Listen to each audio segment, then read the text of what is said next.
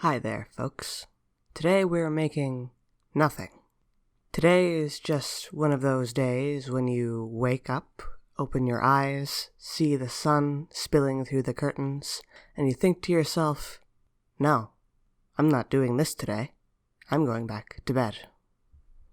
You don't want to make any food, you don't want to eat, you don't want to look anyone directly in the face, and you don't really want to hear anything. You just want to go back into your semi-comatose state for a few more hours. And besides all that, sometimes you just can't think of anything good to eat. So we're not eating anything today because of all of our lack of imagination. I wonder who that could be. Здравствуйте. Привет. Как ваши дела? Спасибо. Хорошо. А у вас? Спасибо. Ничего. Всего хорошего. До свидания.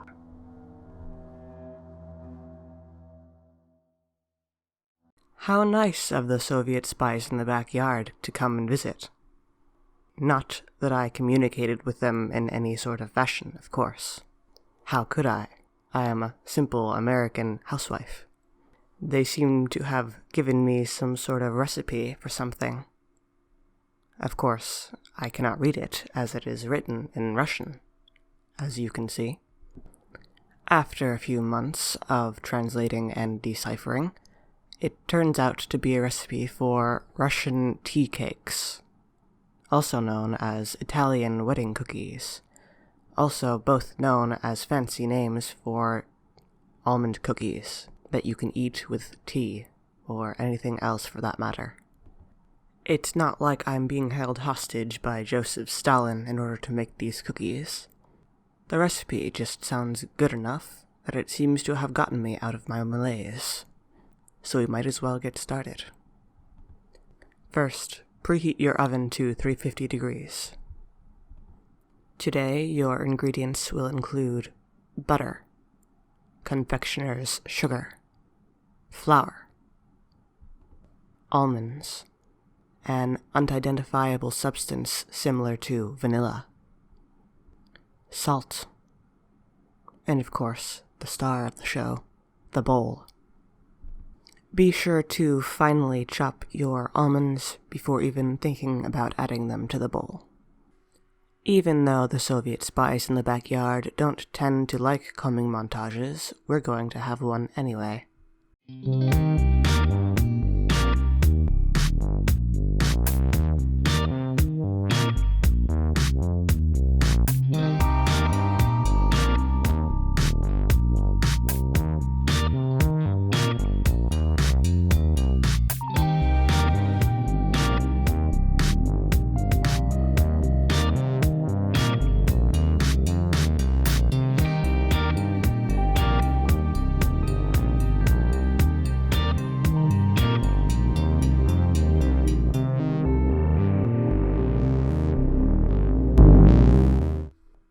Good.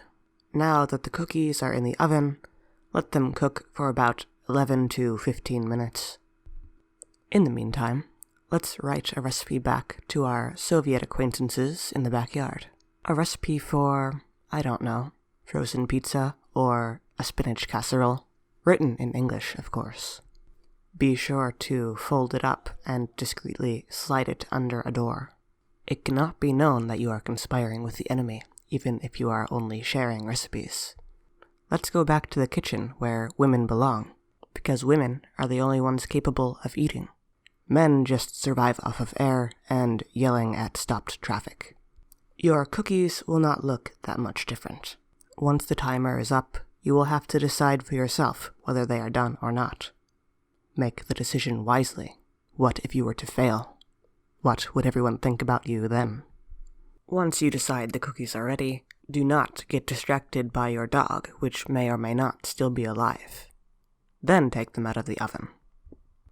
If they are properly cooked, these cookies should have a light golden brown edge around the bottom rim. You can just leave the cookies finished like this, but that would be a crime against humanity. If you want to do it properly, let them cool before dipping them in confectioners' sugar to give them their classic powdery appearance. We are allowed one more calming montage for today before any consequences set in, so let's go for it.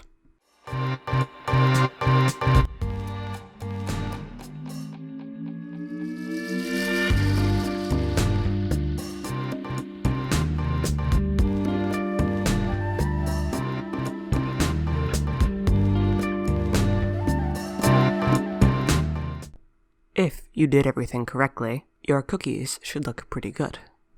They are usually pretty crumbly, so be sure to... Oh, it looks like we've got mail. I wonder who it's from. No. This is absolutely unacceptable.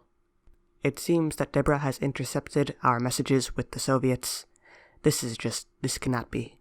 I will be retreating to my bomb shelter for a couple years until all this commotion dies down. George, tell the Cadens I'm gonna be gone for a few years. Alright, folks, whatever time it is, it doesn't matter. Just enjoy your cookies, because you might not have the chance before government agents come and arrest you for treason. Enjoy.